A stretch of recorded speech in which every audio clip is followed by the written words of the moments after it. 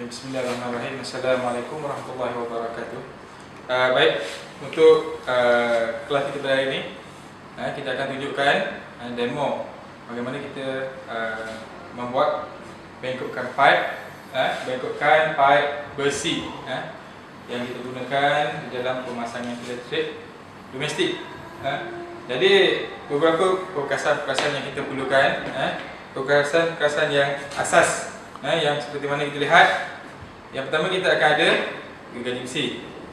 Gergaji besi ni kegunaannya adalah untuk mengerat pipe besi, di mana kita memerlukan mata gergaji besi. Mata dia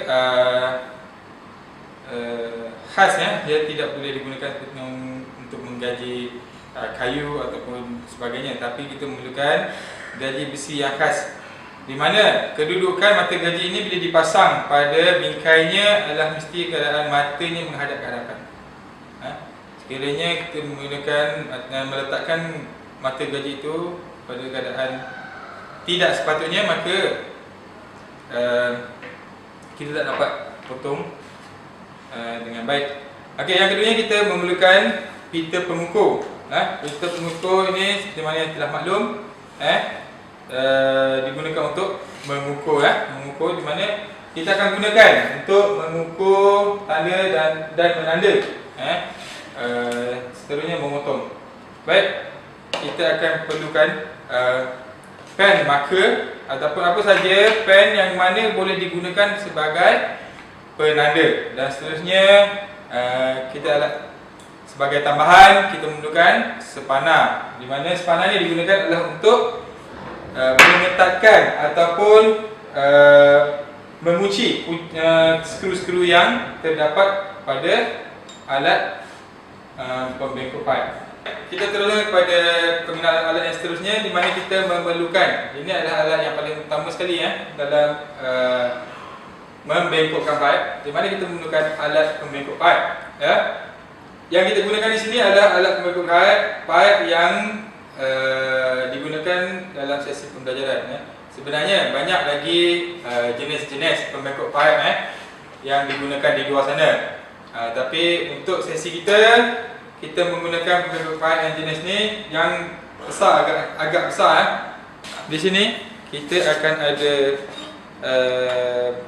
untuk menghadkan aras, aras yang mana kita perlu setkan dia supaya dalam keadaan yang selari ataupun sama tegak dengan longkang pembengkok pipe ni. Ini keadaan dia. Sekiranya kita menggunakan pipe yang lebih besar, pipe yang lebih besar, contoh kata 1 inci, yang ini 3 inci, kita perlu setkan dia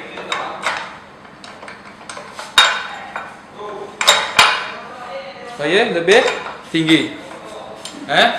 Sekiranya pipe besar, dan kita perlu tukarkan track ataupun longkang alat pembengkok pipe ni pada yang saiz yang lebih besar. Kalau kita lihat di sini, ini adalah untuk saiz 3 suku inci. Memang keadaan dia betul-betul padan dengan pipe yang kita gunakan. Baik, saya ubahkan balik kepada kedudukan asal. Okey, yang keduanya kita akan ada dipanggil ragum, untuk digunakan ketika kerja-kerja pemotongan pipe, untuk kegunaan pemotongan pipe. Baik, ragum ini kita boleh buka, dan kita letakkan pipe, dan kita tutupkan, dan kita skru supaya dia, dan pastikan keadaan pipe tidak boleh bergerak ataupun berpusing, dan jangan terlalu ketat. Sekiranya terlalu ketat akan menjejaskan keadaan asal batang pipe tersebut. Istimewanya pembengkok pipe ini, kita ada sukatan aras untuk jenis-jenis pipe yang kita gunakan. Jadi di sini kita boleh setkan, sekiranya kita gunakan 3 suku inci. Jadi kita setkan pada penanda 3 suku inci. Di sini 25, kita pulaskan kepada pemegangnya, dan kita setkan kepada 3 suku inci. Ini semua adalah untuk mendapatkan bengkokan pipe yang lebih tepat. Seterusnya kita akan pergi ke demonstrasi memotong pipe besi. Okey, baik. Di sini kita akan perhatikan bagaimana kita nak memotong pipe besi. Okey, di sini saya andaikan kita nak memotong sebanyak 100 cm. Dengan menggunakan tali pita pengukur, kita ukur sehingga 100 cm.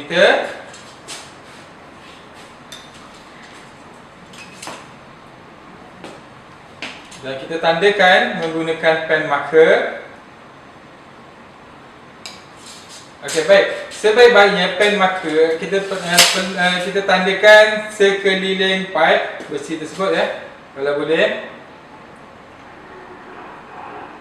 supaya dia mudah nampak daripada mana-mana kedudukan sekalipun. Okey, seterusnya keadaan tempat yang kita nak gergaji tu kita pastikan dalam keadaan yang selesa, di mana kalau boleh makna keadaan penandaan tu lebih kurang jarak yang selesa lah. Proses menggergaji batang pipe, pada mula-mula kita gergajikan dia dengan agak perlahan untuk berikan penandaan. Baik, sewaktu kita gergaji pipe besi ni, pastikan kita gergaji dengan perlahan pada mula-mula supaya terdapat penandaan ataupun menghasilkan alur pada kawasan yang hendak digergaji. Setelah itu barulah kita memotong pipe tersebut dengan lebih kuat lagi. Okey. Di sini kedudukan tangan adalah memegang pada batang pipe, dan daya yang digunakan ketika menggergaji memotong adalah dengan memberikan tenaga ketika menolak dan melepaskan menarik ke belakang.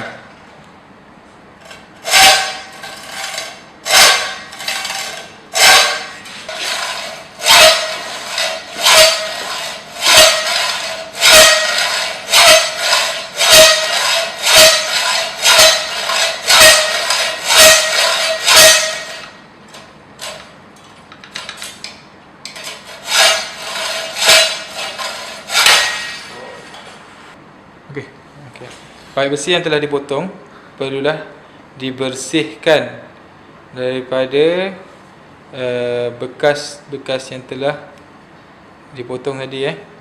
Jadi macam mana kita nak bersihkan? Kita gunakan pelulas.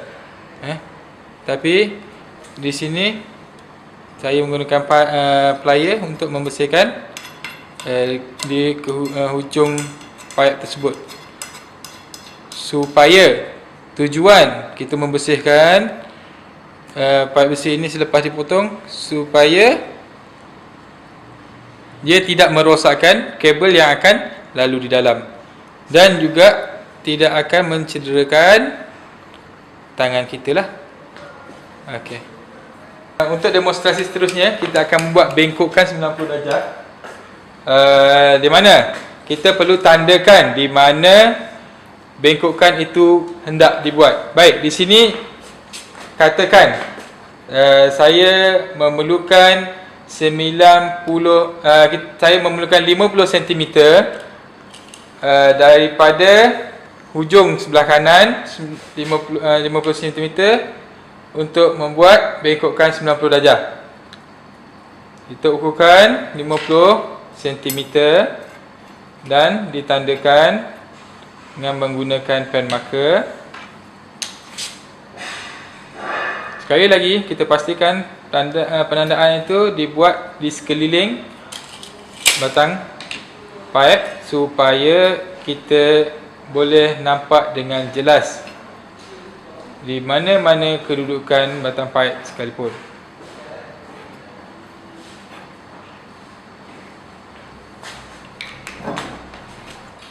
Okey, sebelum tu kita pastikan adjuster dia ataupun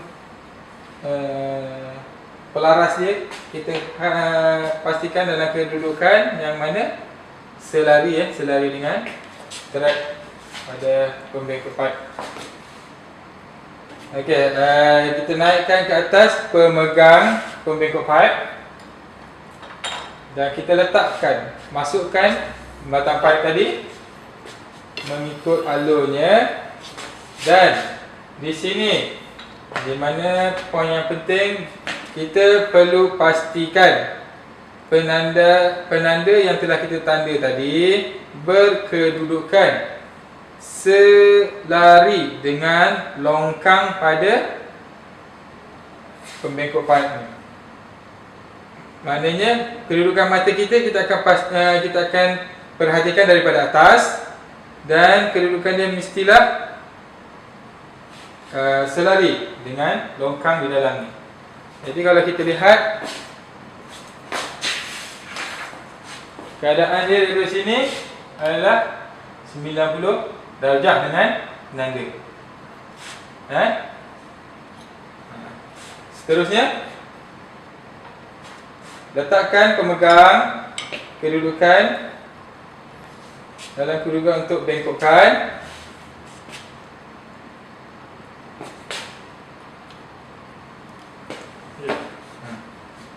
Okey, dan kita bengkokkan pipe tersebut. Okey, di sini kita tengokkan kedudukan badan ketika membengkokkan pipe. Di mana keadaan kaki kita menahan pembengkok pipe dan tangan memegang handle. Dan seterusnya kita kenakan daya pada memegang.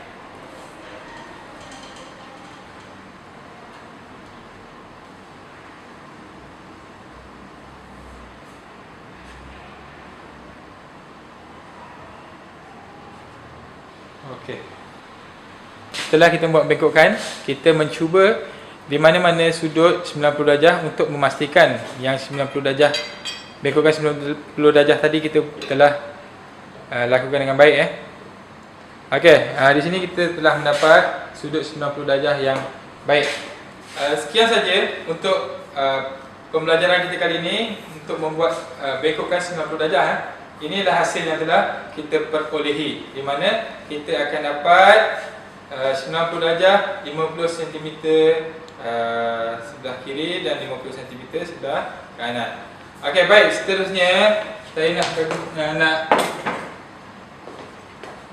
memberitahu di mana keadaan selesai kita membuat bengkokkan, di mana pemegang tidak sepatutnya berada dalam keadaan macam ni.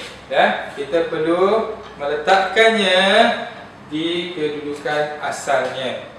Kerana sekiranya kedudukan macam ini agak berbahaya kepada sesiapa yang buat kerja ataupun boleh mengakibatkan berlakunya kemalangan. Okey, ini adalah kedudukan. Okey, itu sahaja untuk proses pembelajaran kita pada hari ini, dan selamat mencuba.